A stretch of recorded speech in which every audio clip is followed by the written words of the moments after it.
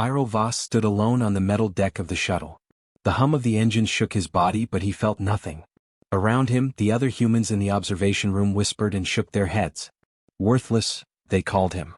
The Council of the Galaxy had decided he was of no use. No soldier, no scholar, no diplomat. No one wanted him. And now he was being sent as a tribute to the dragons. Dragons? The word alone made soldiers tremble, even from a safe distance. Massive, ancient, and intelligent dragons had lived beyond the stars for thousands of years. They were creatures of legend, feared by every species. Humans who had encountered them rarely returned, and those who did were never the same. Iroh was not afraid. Not because he was brave, but because he had nothing to lose. His life, already considered worthless, could not be taken twice. He had grown up in the slums of the capital, learning early that people's opinions did not matter. Now, as he floated toward the dragon territory in a small, unarmed shuttle, he carried only his mind, his courage, and a strange calm that surprised even him. The council's leader, a tall figure draped in silver robes, gave one last order over the communicator. Iroh Voss, you are being sent to die. Remember that the galaxy did not waste a ship for you. Farewell. The communicator clicked off. Silence followed. Iroh stared at the stars, endless and black, dotted with distant suns. He imagined the dragons waiting at the edge of the void, their eyes like burning jewels. Hours passed. He drifted closer to the dragon's space. Sensors picked up massive shapes moving slowly, like shadows across a moonlit plain. He could feel their presence not with his eyes but deep inside his mind. They were aware of him, and he could sense the weight of their curiosity. Iroh had been told stories of dragon minds, sharp, old, and patient, but nothing had prepared him for this feeling. A shadow fell across the shuttle. It was the first time he saw a dragon. Its wings were longer than his shuttle, its scales shimmered like polished metal, and its eyes glowed amber. The dragon tilted its head and stared. Iroh's hands rested calmly on the console. He did not bow. He did not scream. He only met its gaze. The dragon moved closer, curious, sniffing the air around him. It lowered its massive head to study him. Iroh did not flinch. Instead, he spoke quietly, almost to himself. I am not your enemy. I'm not here to fight. I only wish to survive. The dragon blinked. It was a simple action, but Iroh felt it as recognition. The other dragons began to appear, circling him slowly. Their presence filled the void, pressing on the small shuttle. He could feel their ancient power, the strength that had toppled empires, and yet he stood still. Finally, a deep voice echoed, not through sound but directly in his mind. Why are you here, human? We expected food, not a voice that speaks. Iroh swallowed. I am given to you by others. I have no weapons, no strength. I cannot fight. But I am alive. I wish only to live. The dragons paused. Their curiosity grew. None of the humans sent before had spoken this way. Most had screamed, cried, or attacked. None had remained calm. The smallest movement from Iroh, the quiet in his mind, intrigued them. Hours turned into days as Iroh drifted among the dragons. They did not harm him, but they did not speak again.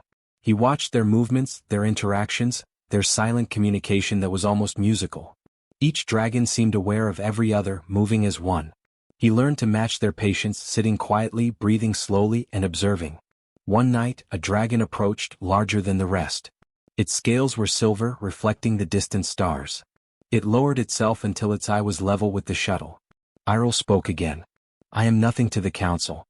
But I am something to myself. I will not fight. I will not lie. I will not betray. The dragon made a low rumble. It touched the shuttle gently with its claw, not to strike, but to feel. Iroh felt the warmth of it through the hull. A strange understanding passed between them, a connection deeper than language. The human's calm, the human's simplicity seemed to matter. It mattered in a way that no weapon could. The other dragons gathered. They circled Iroh, examining him in silence. Some lowered their heads, others tilted them in thought. Iroh's shuttle floated among them like a small stone in a vast ocean. He realized something important. The dragons were testing him not to see if he could fight but to see if he could endure. Days passed. Iroh did not eat much, he did not sleep much. He did not feel fear, only focus. He noticed small things, the pattern of scales on a dragon's wing, the rhythm of their flight, the quiet moments when they closed their eyes to rest. He began to understand the dragons were not merely beasts. They were ancient, wise, and powerful beyond imagination. One evening, when the distant suns shimmered like fire on metal, the silver dragon returned. It hovered above the shuttle and Iroh spoke with more confidence. I am not what they say I am. I am not strong. I am not clever. I am human. That is all. But I do not give up. I do not break. That is my truth. The dragon's eye blinked slowly. The other dragons moved closer. Silence followed, but it was not the silence of waiting. It was the silence of understanding. For the first time, Iroh felt they were not predators. They were observers. They were curious about something beyond strength, beyond hunger. And in that moment, floating among dragons in the cold of space, Iroh realized that being worthless in the eyes of others did not make him weak. He had nothing to lose, and perhaps that was why he could survive where others could not. Perhaps, in a place where life had meaning only by power, his human patience and courage had value the galaxy had never seen. As the stars spun around him, Iroh whispered almost to himself, I am still here. And I will see this through. Iroh Voss drifted among the dragons, feeling their presence more clearly every hour. Their massive bodies moved gracefully in space, wings spreading like sails, eyes glowing with intelligence older than the galaxy itself. He realized that these dragons expected something very simple: fear. They expected a human to tremble, to beg, or to try to run. But Iroh had none of that. The first dragon, the silver one he had met, approached him again. Its eyes studied him like an endless mirror. Do you not fear us? It asked in a voice that seemed to come from inside his head. Fear does not serve me, Iroh replied. I cannot fight you. I cannot change your minds. I can only be myself. The dragons exchanged long, silent glances. None of them had ever seen such calm in a human. Most humans panicked, screamed, or struggled to escape. But Iroh, he floated quietly, steady as a star. The silver dragon lowered itself closer, letting Iroh see the depth of its scales, the strength of its claws, the age in its eyes. They tested him slowly in ways he did not expect. First, they surrounded the shuttle, moving in circles, creating currents of air that pushed and pulled. He gripped the controls, letting his body adjust, not fighting, not resisting. The dragons watched. When a small gust shook him, he held his calm. Next, they sent a creature, smaller and quicker, to brush against the shuttle repeatedly. It was playful but also meant to provoke. Iroh spoke softly. I will not harm you. And I will not let anger take me. The dragons stopped and observed. They had not expected words like these, spoken with such honesty. Days passed. Iroh learned the rhythm of their movements, the silent signals between them, the way they communicated without sound. He noticed small gestures, the flick of a tail, a tilt of a wing, the pause of a massive claw mid-air. Each gesture carried meaning, and he understood that the dragons judged patience and awareness more than strength. One night, the silver dragon approached once again. Its eye reflected distant stars. You do not fight. You do not flee. You do not beg. Why? Iroh thought for a moment. Because I cannot change your minds. I cannot alter your will. I only have my own mind and my own choices. That is all I can offer. The dragon's eyes narrowed slightly. Iroh realized this was a test, not of strength, but of understanding. They wanted to see what kind of human would face them without fear. Most humans could not endure even one day. Iroh had endured many. His calmness, his thoughtfulness, was something they had not anticipated. Other dragons began to circle closer, their massive wings brushing the void around him. They did not attack, but their presence pressed down on him like a physical weight. It was overwhelming, but Iroh did not flinch. He closed his eyes for a moment and centered himself. He imagined the life he had left behind, the narrow streets, the crowded homes, the faces of people who had ignored him. He drew strength from their disbelief, from their rejection. He was nothing to them, and yet, here he floated, still alive. The dragons tested him again. They created illusions of danger, a flash of light like a falling comet, a sudden movement like a predator striking. The shuttle shook, alarms went off, and the small craft seemed to tremble under the invisible pressure. Iroh held steady. I cannot control you, he whispered. I can only control myself. The dragons watched this quietly. They expected panic but found none. They expected weakness but found resolve. They expected fear but found calm. And slowly an ancient curiosity grew among them. Perhaps humans were not as simple as the galaxy believed. Perhaps there was something in them that had survived countless mistakes, countless trials, something that even dragons had lost over centuries of power and pride. At one point, the silver dragon lowered its massive head to the shuttle's level. Iroh could feel its breath in the vacuum of space, not warm but present, as if it weighed the human's very soul. You do not fight. You do not run. You do not fear. Why do you deserve life? Iroh thought carefully. I do not know if I deserve life. But I do know that life is not given by strength alone. Life is kept by choice, by care, by courage. That is what I offer, not to fight, not to command, but to endure and to learn. The dragon considered him. And in that silence, Iroh realized something extraordinary. These dragons had power beyond measure, yet they were not cruel. They were ancient, wise, and deliberate. Their world was one of strength, but also of judgment. They did not need to destroy him. They needed to understand him. Time stretched. Iroh became part of their rhythm. He moved his shuttle with the currents they made, spoke when they wished, stayed silent when they commanded. He was nothing extraordinary to humans watching from afar. But among the dragons he was becoming something new. Finally, one night, the silver dragon hovered above the shuttle. We expected food, not patience. We expected fear, not stillness. You are not like the others. You are different. Iroh replied quietly, I am human. That is all. I have no strength like yours, no fire, no wings. But I have this. I will face what comes and I will not break. That is my truth. The dragon lowered its massive head, close enough for Iroh to see the reflection of distant stars in its eye. The other dragons circled silently as if agreeing. Their judgment was not yet complete, but Iroh felt it. For the first time he realized he was no longer a prisoner. He was a participant. They had expected fear, but they found something else. Endurance, patience, and a quiet human courage they did not fully understand. And for the first time Iroh thought that maybe, just maybe, the human the galaxy had labeled worthless might become something worth noticing even to dragons. Iroh Voss floated silently among the dragons.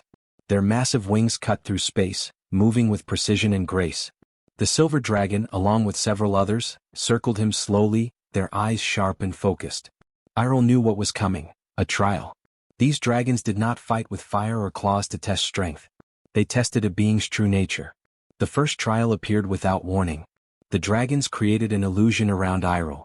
In an instant he saw his shuttle surrounded by fire and shadow. The stars disappeared. A voice echoed in his mind, choose. Save yourself or save another. Iroh understood immediately. The dragons were testing his choice. He could escape, leave the danger, save his own life. Or he could try to protect something else even if it meant risk. He looked at the illusion. A smaller shuttle appeared, filled with what seemed to be dragon hatchlings, frightened and helpless.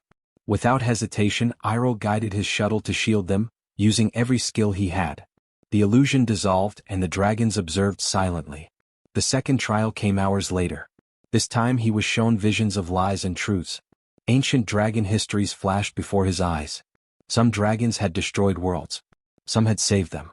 The illusion asked him, will you speak truth even if it harms you? Iroh thought about the galaxy that had discarded him. He thought about the council that called him worthless.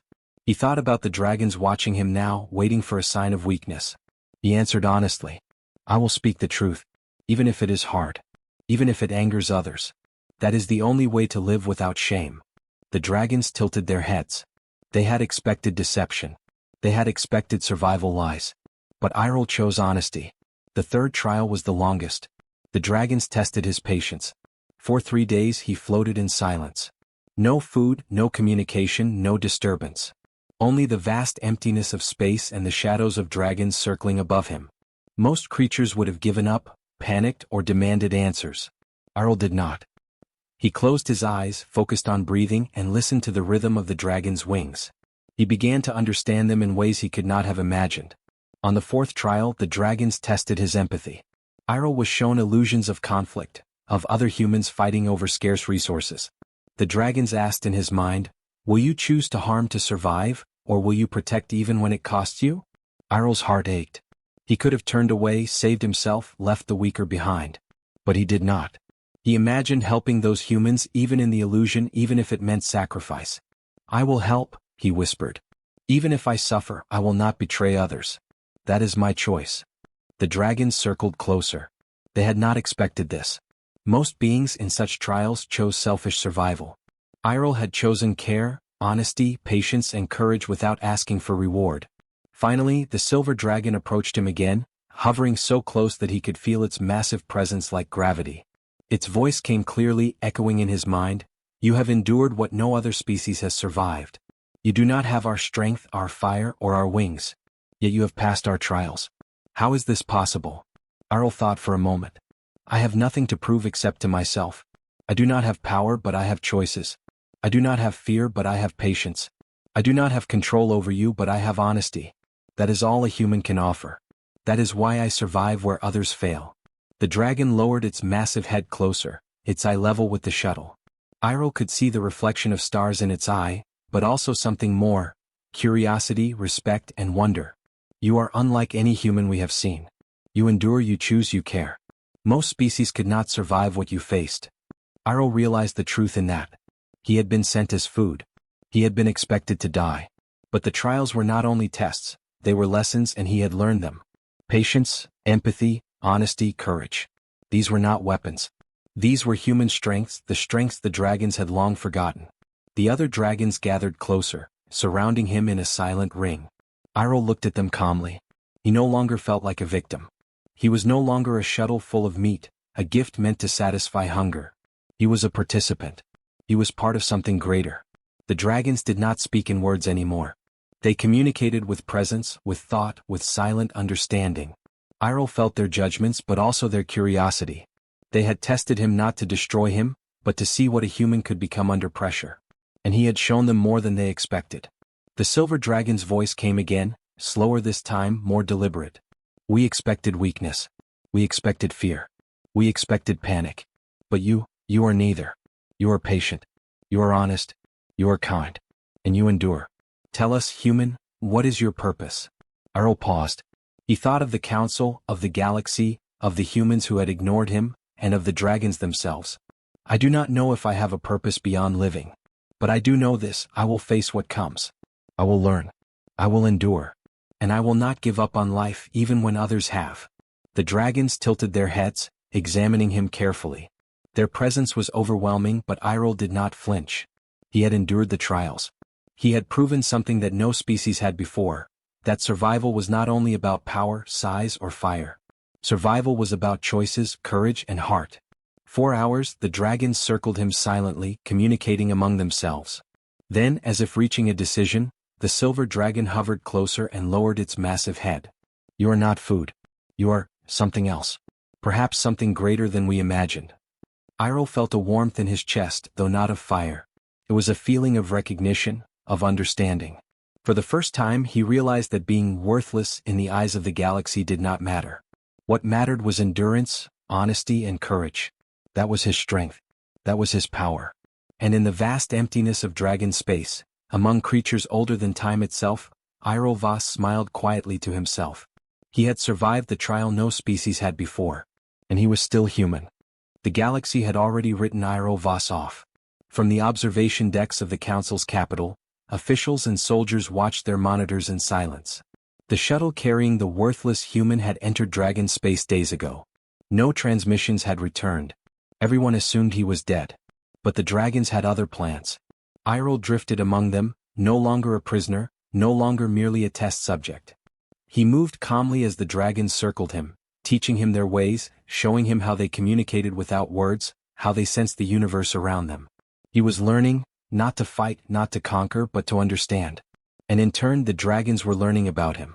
The first sign of change came subtly. Distant sensors picked up a pattern in the dragon's flight. Fleets that were once chaotic now moved as one, controlled but not aggressive. The dragons were gathering not to attack but to observe. Iroh realized that their attention was not on him alone. They were aware of the galaxy beyond their space, aware of the humans who had sent him, aware of the council that had discarded him. They were preparing but not for war. They were preparing for something else: recognition. A message reached the council finally, but it was not what they expected. A dragon appeared on the holographic screens, not attacking but speaking directly. Its voice was calm and deliberate. The human you gave to us is alive. He has endured what no other species could. We have tested him. He has passed. You misjudged him. The council erupted in panic. Ministers shouted, soldiers stood frozen, and some fainted. How could a human survive in dragon space? How could a human withstand trials that no being in the galaxy had survived? Back among the dragons, Iroh floated silently. He did not feel fear at the council's panic. He had expected it. Instead, he felt a strange calm, a connection to creatures far larger, older, and wiser than any human mind. The dragons had chosen to recognize him not as prey but as something they could learn from, and perhaps something they could trust. The silver dragon hovered close, its eye reflecting distant stars. You have survived all our trials. You have chosen patience, honesty, courage, and care. The galaxy sees you as weak, but we see you as something new. You are not food. You are not a test. You are a bridge. Iroh thought about what that meant. A bridge. Between humans and dragons. Between fear and understanding. Between weakness and strength. The galaxy had made a mistake, assuming humans were disposable. But the dragons now understood that value was not in power, but in patience and morality. Word spread quickly across human space. Holograms and communications were jammed with rumors. A human had survived dragon space. A human had earned the respect of creatures no one had dared approach. The council scrambled to respond, sending messages, but none dared approach the dragons. They waited, afraid of retaliation. Meanwhile, Iroh moved among the dragons with ease. They showed him their world, floating cities of crystal, currents of energy that carried thoughts, and networks of memory older than the stars. He listened, asked questions, and sometimes just observed. And in every moment he learned more about patience, understanding, and the quiet power of simply enduring. The dragons too learned. They learned that humans, even those labeled worthless, could hold courage and honesty that no strength or fire could match. They saw how Iroh had faced every trial, every illusion, every test without breaking, without giving in to fear or selfishness. They had expected food. They found a teacher. Back in the council chambers, panic gave way to disbelief. "He survived," whispered one official. He is alive?" asked another. "But dragons do not grant mercy," said a general. "Then why is he still alive?" No one could answer. Only one thing was clear: the galaxy had misjudged humans. They had assumed Iroh was expendable.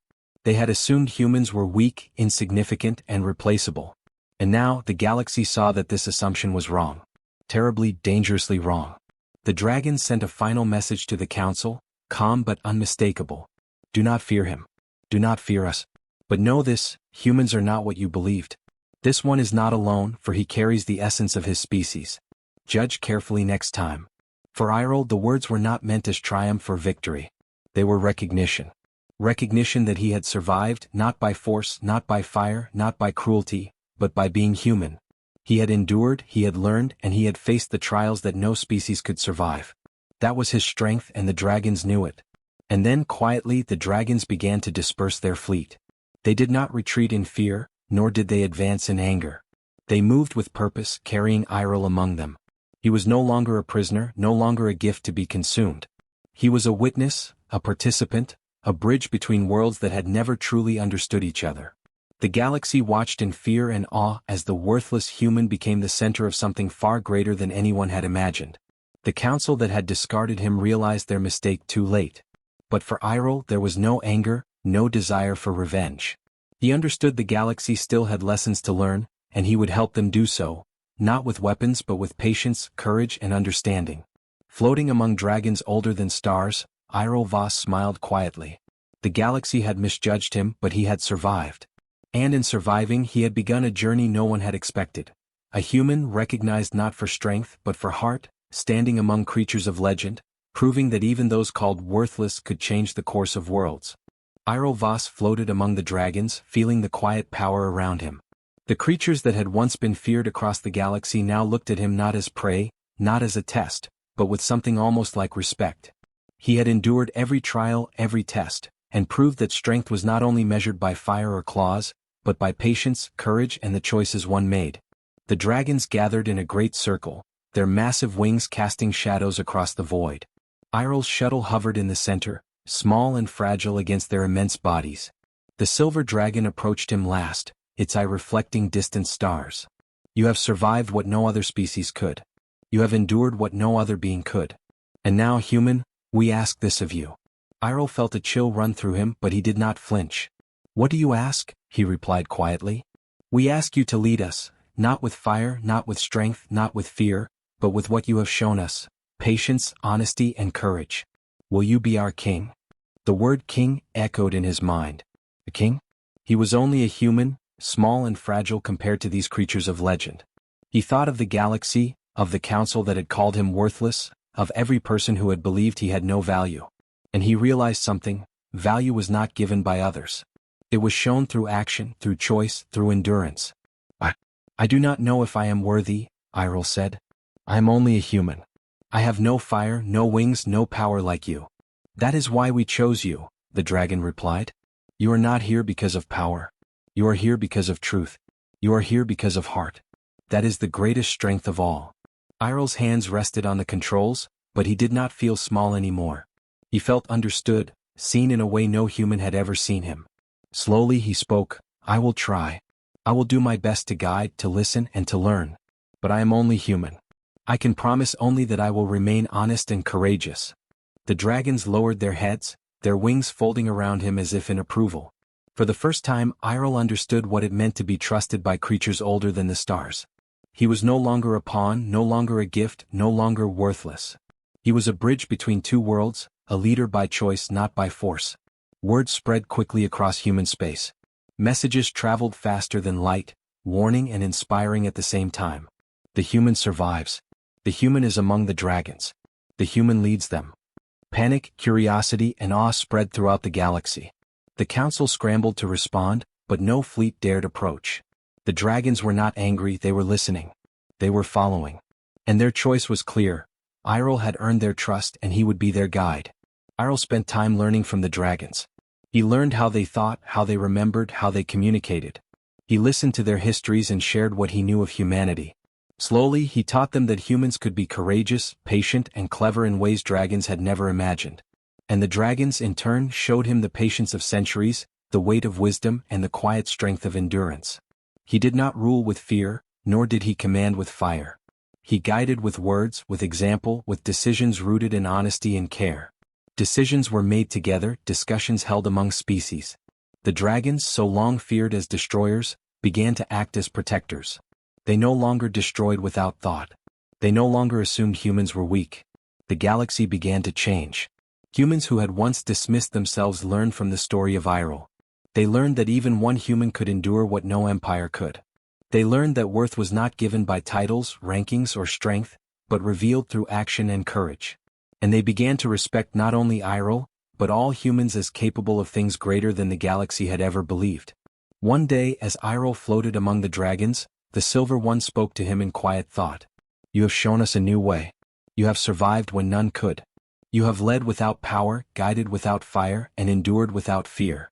You are a king not because we gave you a crown, but because you have shown us what leadership truly is. Iroh smiled. He looked at the dragons, massive and majestic, and felt a calm pride. He was human, small and fragile compared to them, but he had done what no one had thought possible. He had survived, he had learned, and he had led. And in that moment he understood the lesson he had been carrying all along. Being worthless was a lie. Worth was shown in patience, courage, and heart. Years passed. Iroh guided the dragons, learning and teaching in equal measure. Humanity and dragons began to communicate more openly. Trade, knowledge, and cooperation replaced fear and isolation. The galaxy began to see that the humans they had called weak were, in truth, capable of greatness beyond measure. And through it all, Iroh remained humble. He did not seek glory. He did not seek power. He only sought to endure, to learn, and to guide. And the dragons, who had once expected him to be nothing more than food, recognized him not as a ruler through strength, but as a king through courage, honesty, and heart. In the vastness of space, among creatures of legend and stars older than memory, Iroh Voss floated quietly. He was a human who had been given nothing by the galaxy but courage and choice, and he had turned that nothing into something greater than any being had imagined. The human once called worthless was now the king of dragons, a symbol of endurance, heart, and the true power of humanity. The galaxy watched and learned, slowly understanding the truth. Strength is not measured by fire or claws, but by patience, courage, and the choices one makes. And in the end, even the smallest, most worthless human could change the course of worlds.